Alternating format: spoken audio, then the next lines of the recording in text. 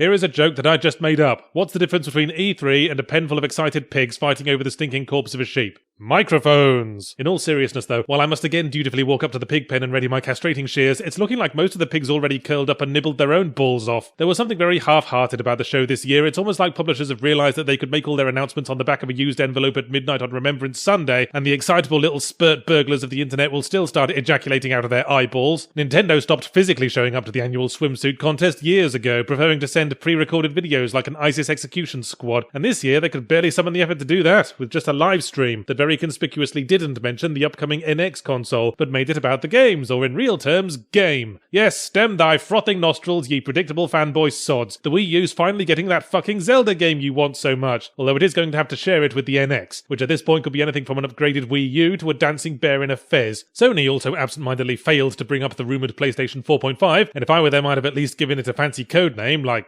Project Buttery Thighs, just so we could call it something less tedious. Otherwise, a few updates on things we already knew about, PlayStation VR, a real no-crossed-finger backsies release date for Last Guardian, which will now have to come free with a clone of Jesus to live up to the wait, and the corpse of Silent Hills has emitted a couple of unexpected farts. Kojima Productions announced something called Death Stranding, with the emphasis on thing, let's charitably call it a proof of concept, which proves very little, except that Kojima shouldn't watch so many music videos. And then there's Resident Evil 7, which has boldly leapt into Silent Hills' smoking shoes with a new and yet hauntingly familiar playable teaser in a first-person spooky house. A style shift worked wonders for Resident Evil 4, but this is a shift so radical that even calling it Resident Evil borders on duplicitous, except for the fact that the game is now literally about an evil residence. Still, what else could they do? Follow on from Resident Evil 6? That'd be like trying to serve dessert after the main course consisted of fillet of asbestos in dog shit. Of the big lads in the playground, Microsoft was the only one still turning in its schoolwork, but with pimping the X-Bone's cellulite-covered ass officially written off as a lost cause, we're being introduced to two younger, hotter sisters, the Slimline 1S, where the S presumably stands for stick it up your bum, and a slightly upgraded model called Project Scorpio. If you're going with the Zodiac names, Microsoft, then personally I would have gone with Cancer. What's with all these announcements for not quite next generation updated consoles? Is the big idea to turn this into the smartphone industry, where we buy a new one every 2 years because they slightly upped the resolution and smoothed another corner off? I'm not going to do that, assholes, because I don't keep my smartphone in a nest of cables under the TV that I'm loath to venture into without a native guide into Wix provisions. On the other hand, Microsoft have also declared that Xbone games will be playable through Windows 10, and the console may even get mouse and keyboard support, which indicates that Microsoft's plan may be to become a developer of gaming PCs so gradually that nobody notices. Getting back to the subject of VR, I still think it's a way forward, but the push towards it is starting to remind me of the push towards motion controls, and that makes me uneasy, like my preferred political candidate got endorsed by Hitler. I do wish they'd stop trying to pair VR with motion controls, because that path never ends. You can buy hand puppet controllers and a treadmill and force feedback vests until your living room has more wires running through it than a foreign embassy in Moscow, and then you'll realise you can't smell the in-game gore, so you hire beautiful Filipino boys to slaughter chickens under your nose, and it still won't be as immersive as a standard button controller that you barely have to think about. And I don't think there's any reason the game should be exclusive to VR, because I'm sure there are plenty of people who'd want to play it but don't want to take a break every 2 hours for a nice cleansing puke. Anyway, that Star Trek Bridge Operations game intrigued me, in a slightly shameful dad's train set sort of way, but of all the generations of Star Trek we could pretend to be in, we're stuck with Reboot Trek? That's like inviting the Spice Girls to an orgy and only Sporty Spice shows up. Speaking of dad games, what's with God of War turning into The Last of Us? Kratos hefting his massive new beard around, teaching his moist son how to hunt. All I could think about as I watched him slowly trudge through pretty environments having Sony-branded character-building moments and being a bad dad was the start of the original God of War, in which Kratos was in a room full of monsters, yelled, "Monsters are a thing that I kill," and that was it, straight into gameplay to start bouncing them around like kittens in a candy floss machine. These first 5 minutes of gameplay videos don't count for a whole lot if those 5 minutes are wholly unrepresentative of the rest of the game. I mean, we all know damn well that kid's not going to survive past the second act, because there wouldn't be a God of War game if Kratos wasn't using deicide as impromptu bereavement counselling. Right, what else? Did someone trip over the wires that were making Sony Tron 3000 remember that zombies are completely overdone? Because that's the only explanation I can think of for Days Gone, whose principal selling point seems to be it is a zombie sandbox, apparently unaware that Dead Rising 4 and State of Decay 2 were doing shots in the next room. Christ, it's not even the first zombie sandbox with the word day in the fucking title. Relatedly, Ubisoft continues to scream the word sandbox every time someone enters the room, like a malfunctioning Furby, despite Assassin's Creed having been let off the milking machine for a quick stag around the meadow. Watch Dogs is getting a sequel based on the principle that shit is a good fertilizer. And I see they've abandoned the boring hero strategy for the blisteringly irritating hero, who's watched too many Johnny Lee Miller films approach. You know what? E3 2016 was a show of names. Lots of familiar names, some with incremental numbers on the end, some without. And I know that's pretty much the case every year, but there was an unusual spike in familiar names appearing over totally unfamiliar things. Resident Evil has never been Hoarders meets the Texas Chainsaw Massacre. Prey was a lot of things, most of them retarded, but none of them are evident in what is now being referred to as Prey. And since Doom, Bethesda clearly feel they're onto a good thing, wiring up their milking machines to old id properties, but Quake Champions seems to have bugger all to do with the original Quake, and bugger lots to do with Overwatch being more successful than the MMR vaccine. If they keep this up, then soon we'll enter a world where names are totally fucking meaningless, which will come as a relief to my friend, Patrick Childmolester.